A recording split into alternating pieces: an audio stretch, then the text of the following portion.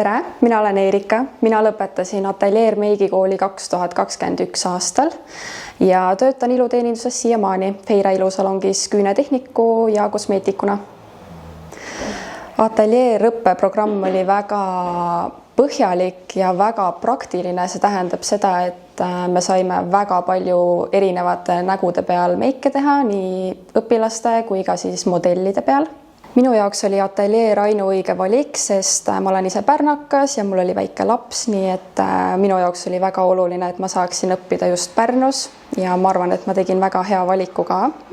Minu jaoks kõige väärtuslikumad kogemused ilmselt olidki need meigid modellide peal, sest sealt ma sain oma enesekindluse ja sealt ma õppisin nagu seda, et kuidas üldse inimest särama panna ja et näonahad on nii erinevad ja üldse kõigile ei sobigi kõik tooted. Tulevastele õpilastele ma võib-olla tahaks öelda seda, et olge julged, katsetage. Ma tunnen, et ma olin ise võib-olla liiga tagasihoidlik, tahtsin, et kõik tuleks väga hästi välja, aga kool ongi see koht, kus harjutada, proovida ja olla julge.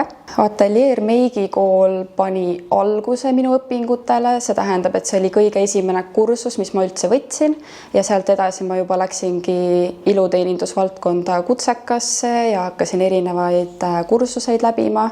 Nii et see oli minu kõige esimene ja kõige ägedam kogemus, mis andis mulle selle tunde, et ma tahan üldse seda teha.